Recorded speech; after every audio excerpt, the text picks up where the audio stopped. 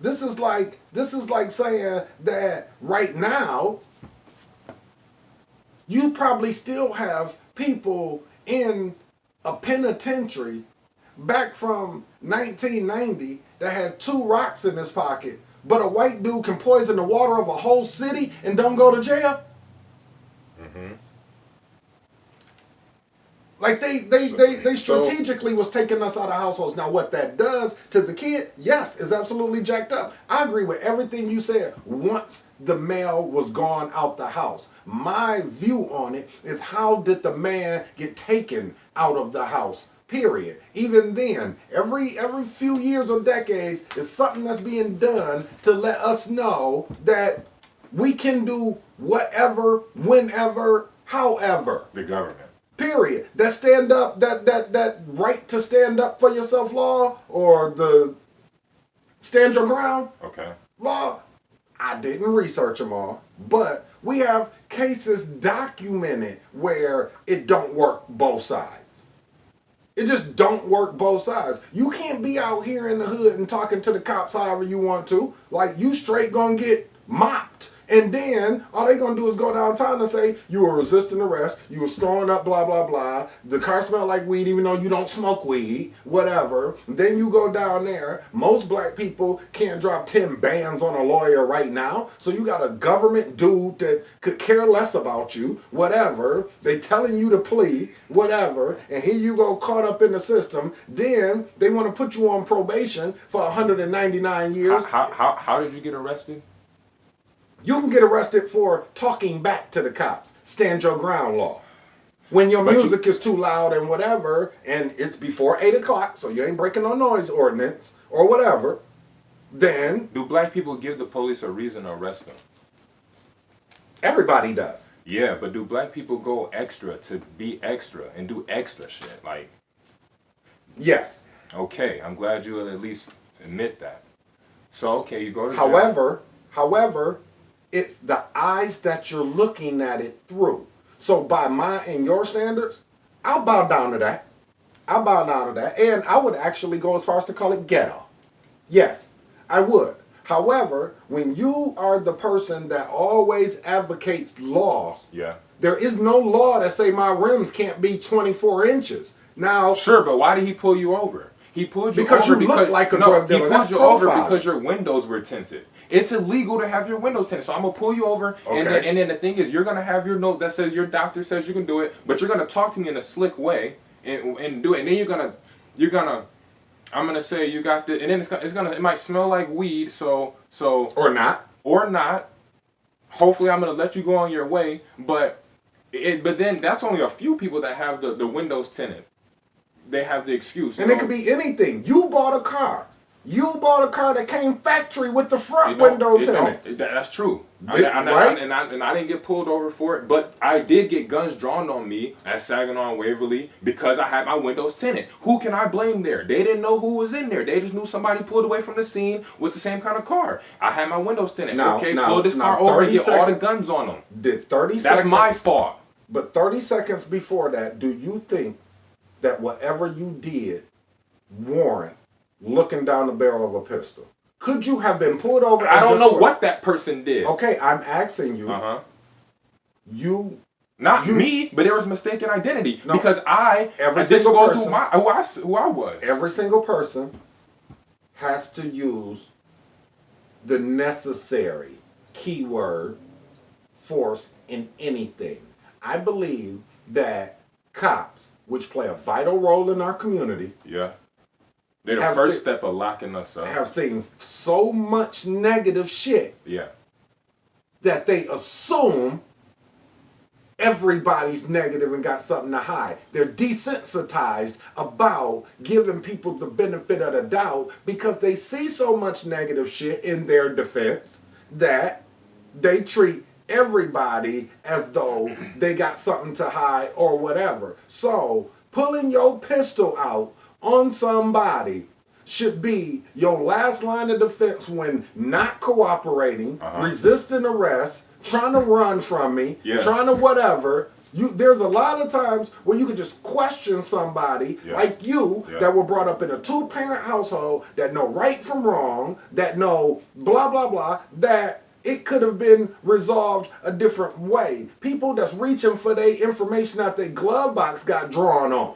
Yeah. So if it's a standard way that you're supposed to do stuff, then we need to draw the line and say this is the standard way. If there was just an armed robbery down the street and the cops spot a car that looks just like it with his window tint, armed robbery, if I'm an officer, I'm pulling up to him with my weapon drawn, step out of the vehicle. What should I do as an officer to make sure that I protect myself and the public from this armed robber who's in this car now in the middle of one of the biggest intersections in Lansing? I have to protect myself. He may get out and start shooting. We already can't see in his car because his windows are illegally tinted. What am I supposed to do? I can't blame them. I can't say I couldn't have made a city ordinance. I couldn't have complained to the police chief. I couldn't have did nothing because I'm illegal in myself. Yeah, I had 15 officers pull guns out on me and embarrass me in the middle of Waverly and Saginaw. But okay, they couldn't see me. That's my fault. They tell you not to do this for a particular reason. Yes, you're absolutely right, and it's demographic. Because you're absolutely right. If I lived in Arizona where it rains 10 times a year and never snow, that my windows would be tinted like everybody else's in Arizona. Michigan might fall under a different standard. Okay, I get it, or whatever. But it's like there's still a level of profiling that goes on that can't be denied. Now, I could go right over to my office right here and I could go and look up a bunch of cases and hit you with a bunch of facts. Okay, cool. But at the end of the day, profiling is more prevalent in the black community than anywhere else, period. Yeah. When I could be driving a nice car and come in the middle of the hood and I'm getting pulled over and ask a bunch of questions, you're waiting for me to say something smart. Yeah. You figure I got money. Yeah. You want to put me in the system. You want to, and that ain't right. That's attributed to breaking up that household that you're talking about. No, not right now. Not right now. Not right now. Not right now. So profiling don't happen in the black community. Yes, it does happen, but it didn't start from the profiler. I didn't say it started. The profiler doesn't know what happens in my home. He just know that he read the profile. That's just a different issue that I'll agree that does happen. And but that doesn't start with they don't know what's going on in the household. I'm just saying black people get profiled more than white. Yeah, agreed. So now we were looking at the statistics of black fathers being out of the house. So now I'm getting profiled and I'm getting taken to jail for something I don't need to be, and I'm out of my child's house. Out of your child's house, potentially losing your job, potentially whatever, because black people do get profiled more than white. That's a fact. That's right. So if that is happening in different communities or whatever, then that is another slice of the pie. It's not the whole pie, it's a slice of the pie that contributes to the stats that you name. Because there's no way, you and I talked about it a couple months ago, there's no way, and I don't know, y'all can comment, I don't know again the complete numbers. However, in the ballpark, African Americans make up between 11 and 14% of this entire country from New York to California, up and down. And why do we lead in all the lazy categories? But we contribute to 80% of prisons. You can't tell me that all black folks is committing crimes and we're in prisons or whatever. Like, the only people in America, when we only make this much of America, we make this much of the prison system or whatever. You can't tell me that. Now, they came up with a law called disenfranchisement where they say, now dig this, they came up with this, right, at the end of, I think, World War I, 49 years after slavery ended. Just so happens slavery ended the same year the Civil War started. Okay. That goes you back to the freeing of it so we can use these bodies to die. Correct. Okay. Now, at the beginning of World War I, you come up with the term disenfranchisement, meaning people people incarcerated with felonies or misdemeanors or on parole or on probation does not have the right to vote. Oh, so now when you true. take 80% of the black community that you say is the people that's committing the crimes, when we only make up 11% of this country, right? So now let's just take, if you do the math, let's just take 4% of the 11% we make of America. 4% of them is incarcerated. Okay. Right? So now you're down to 8, right? Yeah. No, you're down to 7. Yeah. You're down to 7. Yeah. So now we got 7% of free black people in America, right? Yeah. Which means 93% is not black, right? Right. Okay, so how do you think elections and shit is gonna get swayed? How do you think that? But it's about the percentage of black people that vote that are free. That's the issue. Voting. Wait. You took away our right to vote.